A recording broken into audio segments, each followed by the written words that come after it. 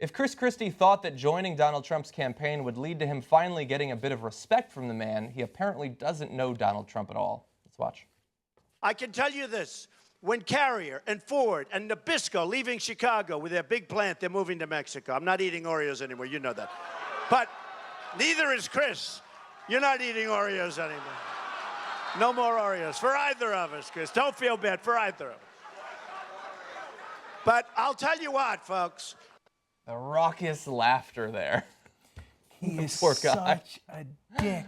Well, it's like, you know what was the worst part when he said, don't feel bad, Chris, for either of us. Like, Yeah. we know you have the problem. That's why they're all laughing. That's why I said it. But no, I didn't mean it for either of us, Chris, right? That's exactly what he did to Megyn Kelly.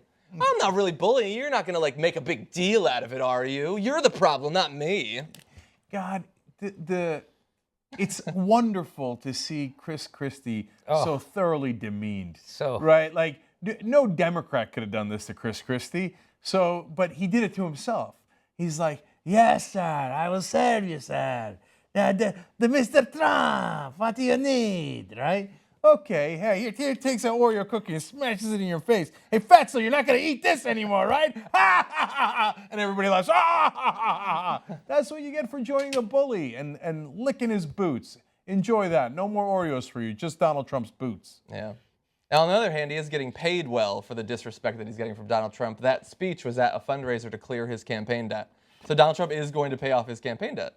So look, he gets that at least. Yeah, he at least gets those goodies. Exactly. Okay, That's what a sweet deal. politician wouldn't do for money. Exactly. It's amazing that Chris Christie would hug Obama and get everybody to hate him because he did that, and he knew that was coming. And then here he is hugging Trump, getting the rest of the country to hate him. It's funny, right? It's like now it's what he makes sure everyone hates me before I leave, and I'm super diminished. Yeah. That's forever bizarre. and ever he will be diminished now because of this. Yeah, and he should be.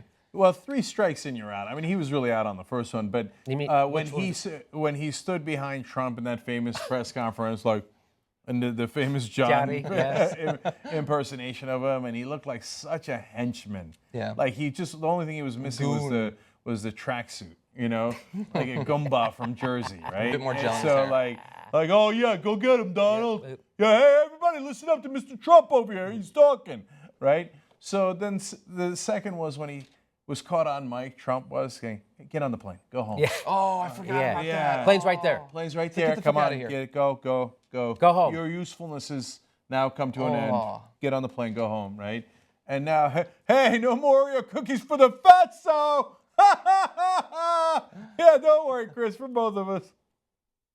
He did the same thing. He also did it when he was trying to rip on Kasich for not spending enough time in his home state. He spent more time. He goes, he spent more time in New Jersey than Chris Christie. And Chris Christie said it right.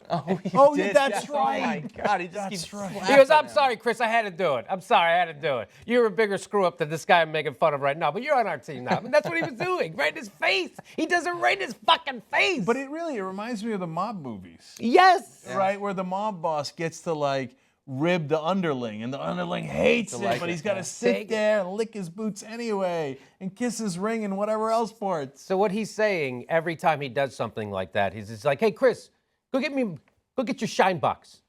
That's what he's saying. Go get your shine box. Wonderfully demeaning of Chris Christie. It's a fitting end for him. I just want something to happen like that to Donald Trump now. Now, the flip side is, by the way, you think it's an end. Donald Trump definitely has a very good chance of winning this election, okay? If he does, Chris Christie, I mean, look, he could be vice president, which is amazing. But I think that he's really debased himself so much that even Trump probably feels sick looking at him. I don't think he wants to go around the campaign trail with him. But that's still a possibility. But most likely, he will be attorney general. That is one of the most powerful jobs in the country. And then he'll among talk the about it during 4 every most debate. powerful people in the country. And that could be henchmen, you know. At that point, maybe he gives up all pretenses, just start wearing the sweatsuits, right? Sweatpants and stuff, like pulled up like at the baseball game, and like, hey, I'm the head of the Justice Department. See, I licked his boots, but I got this good precinct that I run now. Yeah. Okay. You know, though, if he doesn't make him attorney general or VP, he could make him the head of the Department of Shutting Down Transportation.